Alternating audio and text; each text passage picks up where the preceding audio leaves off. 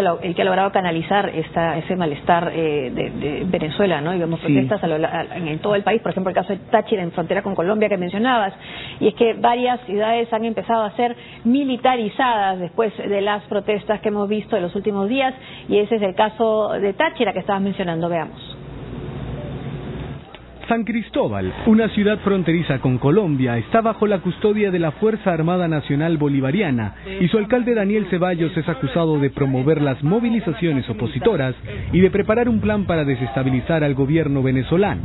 El ministro del Interior, Miguel Rodríguez Torres, anunció el envío de paracaidistas a la ciudad, una unidad de élite a la que perteneció Hugo Chávez. Y no se entiende una acción bélica de esta magnitud. El pueblo del Táchira está bajo un ataque militar. El pueblo del Táchira está siendo aterrorizado desde el gobierno. Esto no tiene sentido. De otro lado, la presidenta de Argentina, Cristina Fernández, se refirió en cadena nacional a la crisis política en Venezuela, que en los últimos 15 días se cobró la vida de al menos 6 personas. Si ahora no les tocó ganar las elecciones, en un próximo turno electivo presentarse nuevamente elecciones. Las elecciones son así, se gana, no se pierde, pero no se puede, por haber perdido una elección, poner en vilo a un país y también poner en vilo a una región que ha sido declarada hace muy poco tiempo por la CELAC como una región de paz. En tanto, el líder opositor Leopoldo López envió un mensaje de puño y letra a sus seguidores desde la cárcel. Fue a través de su esposa, Lilian Tintori, quien utiliza su cuenta de Twitter. Estoy bien, les pido que no se rindan, yo no lo haré. Estamos del lado correcto de la historia, decía su mensaje. Se supo también que el chavismo desabastecerá de combustible las regiones del país donde marchen los opositores. El presidente de Petróleos de Venezuela aseguró en su cuenta de Twitter que bloqueará el expendio de gasolina en las zonas asediadas por los fascistas, como llaman desde el gobierno a las movilizaciones antichavistas. Esto se suma a la escasez de alimentos, los cortes de luz y bloqueo de internet en varias áreas de Venezuela que han sido denunciadas por la oposición. Lo mataron, sí. Me decías que la situación en Táchira era importante, ¿no? La militarización y además el que sea frontera con Colombia. Y escuchamos las palabras también de Nicolás Maduro acusando a Santos de intervención. Sí, lo que pasa es que la situación de Táchira es particular, porque no solamente es tensa, como bien lo señaló el informe, sino que además fue el centro, la cuna de las protestas que hoy conocemos. Acordémonos que ahí jóvenes universitarios comenzaron a reclamar por seguridad. Una protesta totalmente legítima, válida y que fue reprimida con fuerza por el gobierno. Detención de jóvenes que causó los primeros reclamos que de alguna manera movilizaron a gran parte del país y a este sector de la oposición mucho más radical y confrontación al gobierno.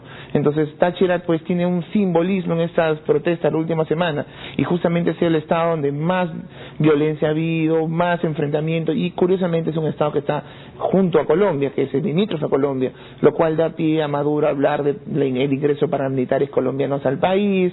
Entonces estamos en una situación muy particular. Táchira hoy en día, su capital, San Cristóbal, pues tiene muchas calles bloqueadas, hay una situación muy tensa, hay militares, no hay luz, no hay internet. De alguna manera estamos viendo cómo el Estado o el gobierno venezolano reacciona cuando hay protesta. Y cuando escuchamos que también quieren cortar pues el suministro de petróleo, estamos viendo pues cuál es la estrategia del Estado con el gobierno colombiano, algo que por ejemplo la Unión Europea ha criticado bastante en las últimas horas.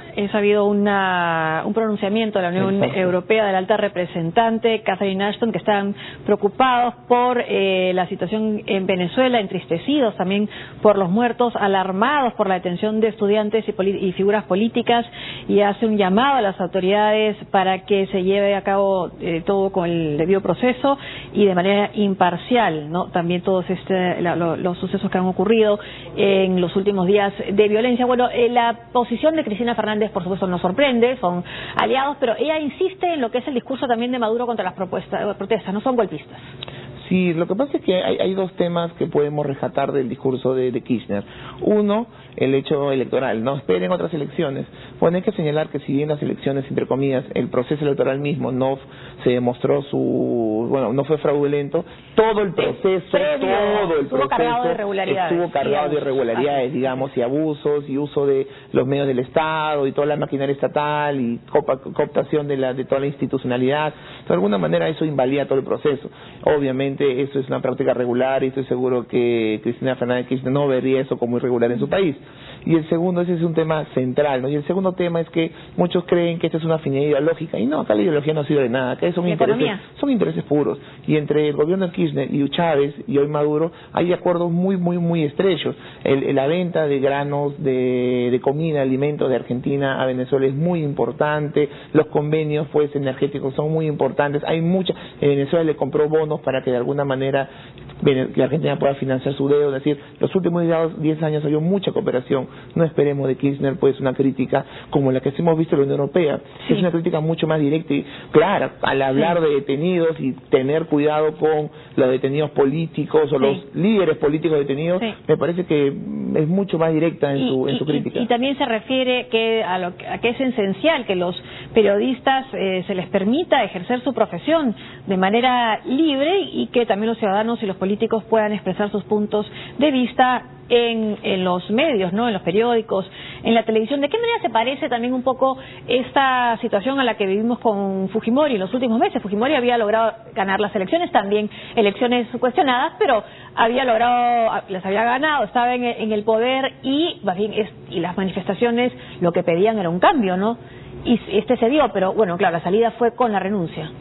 Sí, lo que pasa en el caso de Fujimori, pues sí se planteó una mesa de diálogo entre la oposición y el gobierno, hubieron algunos destapes que de alguna manera demostraron visiblemente la corrupción y la un punto de quiebre. Exacto, la suciedad. También hay que tener en cuenta que se rompen algunos vínculos muy importantes para el gobierno. Por ejemplo, la relación con Estados Unidos. Montesinos con la CIA. Claro, la relación con Estados Unidos se quiebra a partir de la ruptura entre el Servicio Nacional de Inteligencia y la CIA, a partir de la venta de armas a la FARC. Entonces, digamos, hay una serie de hechos que comienzan a dar que terminan, digamos, quitando el soporte interno.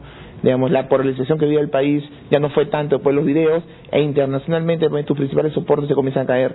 Yo creo que habría que ver qué podría pasar en Venezuela para que suceda eso. Por lo pronto me gustaría saber qué va a decir Maduro con respecto a la Unión Europea, a ver si nuevamente se va a enfrentar y va a buscar abrirse mucho más frentes de batalla en el plano internacional. Tendría que venir una filtración de su propio gobierno, y lo que también recordaba Gustavo Gorriti en una columna, el tema de los Cuatro Suyos, ¿no? Los Cuatro Suyos salió a marchar una gran cantidad de gente en contra de lo que era el régimen de Fujimori, y la manera de oponerse de Fujimori no fue sacando a sus partidarios, sino con la represión. Exacto. O sea, no tenía cómo contraponerle otra fuerza. Sí, lo que pasa es que a diferencia de lo que vemos en Venezuela, pues en el Perú no había milicias armadas, más allá de las fuerzas regulares y algunos grupos paramilitares para fines específicos. Entonces era la fuerza armada la que reprimió pues a los manifestantes. Y culpó nuevamente a la oposición. Y culpó, vemos lo mismo. Es decir, yo creo que hay que señalar algo bien claro, y es que existen algunos contextos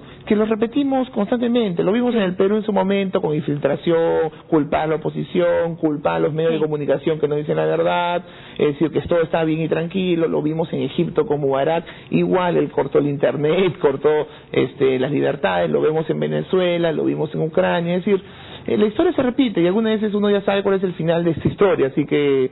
¿Y cuál crees que va a ser el final? Todo va a depender de que se mantenga viva la protesta contra que se mantenga viva la protesta, y dos, pues que eso implique de alguna manera contradicciones en el propio régimen. Esa es la única manera de ver ahora. O que Maduro haga concesiones. Lo cual no lo menciono porque no parece muy improbable, teniendo en cuenta que en 15 años el chavismo no ha dado concesiones, y porque detrás de Maduro hay sectores mucho más radicales que él que no creo que estén dispuestos a hacer esas concesiones. Y ya hemos visto que ha habido intentos de Maduro de llevar a cabo tender algunos puentes, como hace un par de semanas con la muerte de la actriz, pero todo llamar a los gobernadores de oposición, por ejemplo. Pero todo en la foto. Así yo veo mucha debilidad en Maduro y en el chavismo de poder tender puentes con la oposición.